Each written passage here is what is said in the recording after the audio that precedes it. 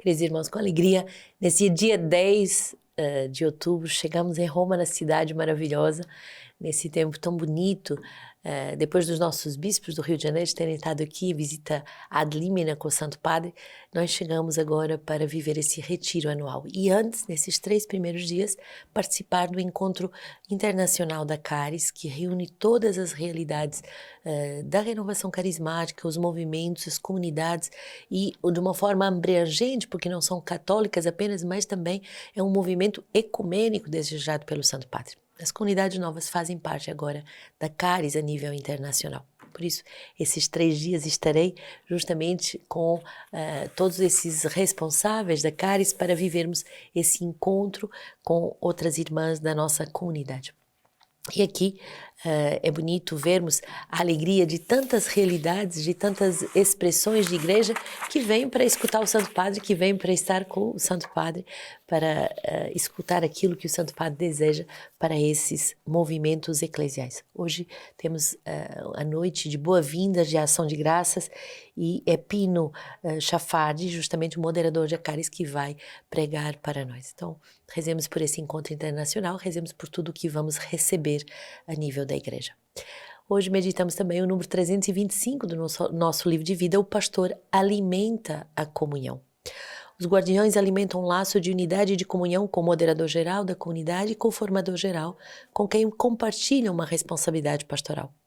A cada quinta-feira, dia particular de comunhão, cada guardião tem o cuidado de telefonar para o moderador geral para marcar e renovar concretamente o laço de comunhão e unidade. Um pastor deve ser dócil aos seus responsáveis e não mostrar sinais de resistência e de rebelião com os seus irmãos e irmãs, ainda que ele mesmo não se dê conta disso.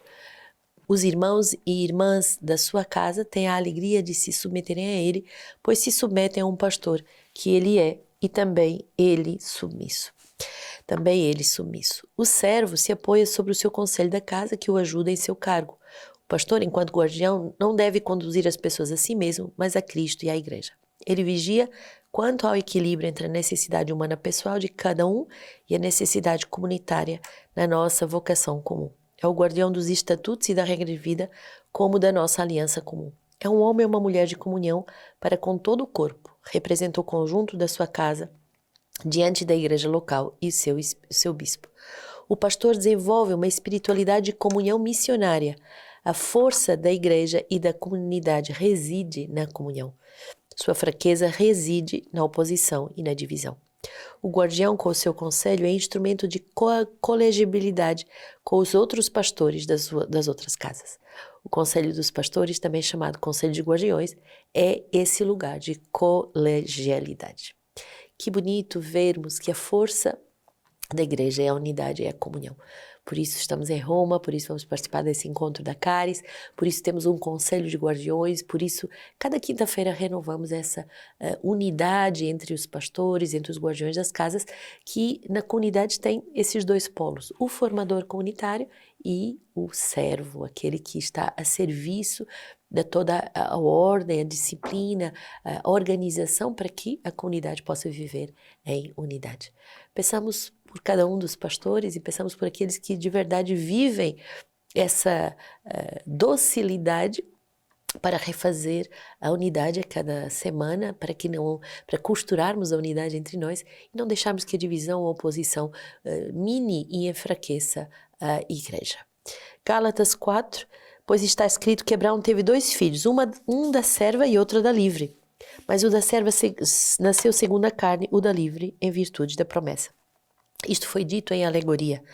Elas, com efeito, são as 2 alianças. Uma, a do Monte Sinai, gerando para a escravidão, é Agar. Mas a Jerusalém do Alto é livre e esta é a nossa mãe, segundo está escrito. Alegra-te, estéril, que não davas à luz. Põe-te a gritar de alegria, tu que não conheces as dores de parto. Porque mais numerosos são os filhos da abandonada do que os daquela que tem marido. Portanto, irmãos, não somos filhos de uma serva, mas da livre. É para a liberdade que Cristo nos libertou. Permanecei firmes, portanto, e não vos deixeis prender de novo ao jugo da escravidão. O Senhor, através dessa palavra, nos exorta a vivermos essa descendência dos filhos de Sara, essa mulher que gera para uma maternidade espiritual, essa mulher que gera para a liberdade espiritual. Podemos nos deixar gerar de Agar, no sentido daquela que vive uma escravidão espiritual, aquela que não vive da eleição de Deus, mas também podemos decidir ser filhos dessa mulher estéril, mas que vai conceber por graça de Deus, por pura graça de Deus, e que justamente vai fazer parte dessa numerosa descendência dos filhos da abandonada. Aquela que pela carne não conseguia conceber, vai conceber uma multidão de filhos por pura misericórdia de Deus, por pura graça. Por isso, somos filhos não da serva, mas da mulher livre, que é a igreja. Aqui a Sara representa a igreja, aquela que nos gera para Deus enquanto filhos livres. E é tão bonita essa palavra, é para a liberdade que Cristo nos libertou. Por isso, permanecei firmes e não vos deixeis prender de novo com o jugo da escravidão. Quer dizer que podemos ter sido livres, podemos ter sido libertados das escravidões do pecado, mas podemos também voltar a elas se não formos firmes. Que o Senhor nos dê essa graça de firmeza, de liberdade. Salmo 102, aleluia, louvai servos do Senhor, louvai o nome do Senhor, seja bendito o nome do Senhor desde agora e para sempre, do nascer do sol até o poente, seja louvado o nome do Senhor, e elevado sobre os povos todos é o Senhor, sua glória está acima do céu. Quem é como o Senhor nosso Deus? Ele se abaixa para olhar pelo céu e pela terra. Ele ergue o fraco da poeira e tira o indigente do lixo.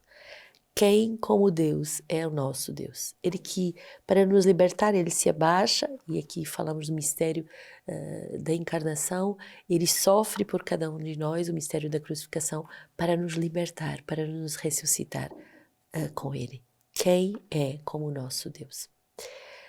Lucas 11, como as mulheres se aglomerassem, começou a dizer, Jesus, esta geração é uma geração má, procura um sinal, mas nenhum sinal lhe será dado, exceto o sinal de Jonas. Pois assim como Jonas foi um sinal para os ninivitas, assim também o Filho do Homem será um sinal para esta geração. A rainha do sul se levantará no julgamento, juntamente com os homens desta geração, e os condenará, porque veio dos confins da terra para ouvir a sabedoria de Salomão. Mas aqui está algo mais do que Salomão. Os habitantes de Nínive se levantarão no julgamento e juntamente com esta geração e a condenarão, porque se converterão pela pregação de Jonas. E aqui está algo mais do que Jonas. O Senhor, através dessa palavra de Lucas, ele nos exorta a sairmos dessa multidão que se contenta com as coisas dessa terra, porque há algo mais do que as realidades terrenas, que é a revelação da ressurreição. Viver uma vida somente enfronhada nas realidades terrenas vai fazer de nós uma geração má, ruim. Mas o Senhor nos chama a levantar o olhar e ver além, ver a eternidade, ver Ele que vem ao nosso encontro para nos salvar. Hoje a leitura patrística que nos é proposta vem do século V, São Fulgêncio de Ruspe, e diz assim: a participação no corpo e no sangue do Senhor nos santifica. Atesta o santo apóstolo que se realiza na oblação dos sacrifícios aquilo mesmo que o nosso Senhor ordenou dizer, porque o Senhor Jesus, na noite em que iria ser entregue, tomou o pão e, dando graças, partiu e disse: isto é o meu corpo que é dado por vós, fazei isto em minha memória. Do mesmo modo, ele também tomou o seu cálice, depois de ter ceado, dizendo: este é o cálice da nova aliança em meu sangue. Fazei isto todas as vezes que o beberdes em minha memória. Pois todas as vezes que comerdes deste pão e beberdes desse cálice, anunciareis a morte do Senhor até que ele venha.